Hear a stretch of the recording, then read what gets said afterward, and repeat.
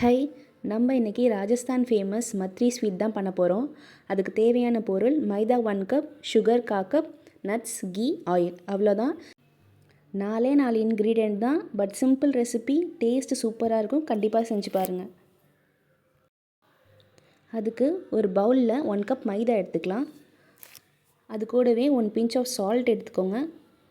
இது ரெண்டுத்தையும் நல்லா மிக்ஸ் பண்ணிக்கலாம். இப்போது அதுக்கப்புறம் 2 டேபிள் ஸ்பூன் ஆஃப் கீ நான் முன்னாடியே சொன்ன மாதிரி ஆட் பண்ணிக்கலாம். ஈவனாக ஆட் பண்ணிக்கோங்க, அப்போ தான் டேஸ்ட்டு சூப்பராக இருக்கும். இதே மாதிரி நல்லா மிக்ஸ் பண்ணிக்கோங்க. நல்லா இந்த மாதிரி பிடிக்கிற அளவுக்கு வரணும், அது அளவுக்கு நம்ம கீ ஆட் பண்ணிக்கலாம். ஓகே, இப்போ கொஞ்சம் கொஞ்சமாக தண்ணி ஆட் பண்ணி நம்ம சாஃப்ட் டோவாக பிசைய போகிறோம். இது அப்படியே 30 மினிட்ஸ்க்கு விட்டுடலாம். இப்போ பார்த்தீங்கன்னா நல்லா சாஃப்டாக ரெடி ஆகிருக்கும் இந்த டோ.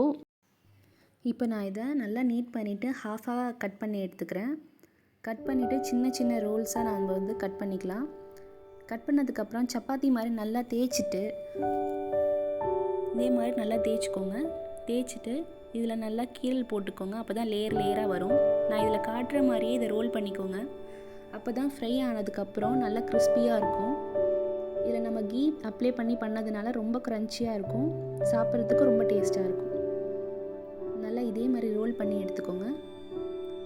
ரோல் பண்ணிவிட்டு லைட்டாக ப்ரெஸ் பண்ணி ஃபினிஷ் பண்ணிக்கோங்க. இதே மாதிரி எல்லா டோவையும் பண்ணி எடுத்துக்கோங்க. இதே மாதிரி தான் நான் இப்போ எல்லாத்தையும் பண்ணியிருக்கேன்.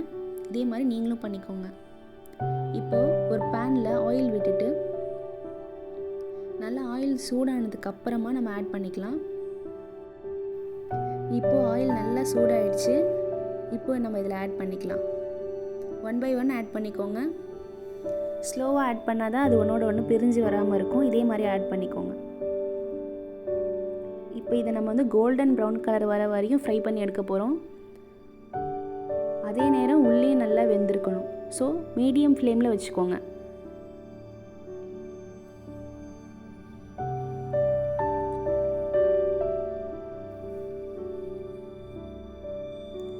இப்போ நல்லா கோல்டன் ப்ரௌன் கலரில் வந்துடுச்சு. 2 பக்கமும் இதே மாதிரி வேக வச்சு எடுத்துக்கோங்க. இப்போ நம்ம இதை எடுத்துடலாம். உள்ளேயும் அப்போ தான் நல்லா வெந்து வந்திருக்கும். ஸ்லோவாக ஆயிலை ஃபில்டர் பண்ணிவிட்டு எடுத்துக்கோங்க. இதே மாதிரி கிறிஸ்பியாக கிடைக்கும்.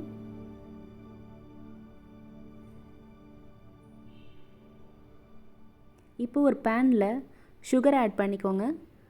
சுகர் மெழுகிற அளவுக்கு தண்ணி ஊற்றிக்கலாம். நான் முன்னாடியே சொன்ன மாதிரி 1 கப் சுகர் எடுத்துக்கோங்க. அதுக்கு தேவையான தண்ணி ஊற்றிக்கோங்க. இப்போ நான் ஒரு ஏலக்காய் ஆட் பண்ணிக்கிறேன். நல்லா வாசனையாக இருக்கும். இது நல்லா மிக்ஸ் பண்ணி பாயில் ஆகட்டும். நல்ல பபிள்ஸ் வரும். இதே மாதிரி நல்லா பபிள்ஸ் வந்ததுக்கப்புறம் ஒரு கம்பி பதம் வரும். இப்போது ஸ்டவ்வை ஸ்டாப் பண்ணிவிடுங்க. இப்போது நம்ம ஃப்ரை பண்ணி வச்ச எல்லா ஸ்வீட்டையும் 1 by 1 இதில் டிப் பண்ணி எடுத்துக்கலாம். நல்லா எல்லா சைடும் கோட் ஆகிற மாதிரி பார்த்துக்கோங்க. அவ்வளோதான். இப்போ மீதி இருக்கிற சிரப்பை மேலே ஊற்றி கார்னிஷ் பண்ணிக்கலாம்.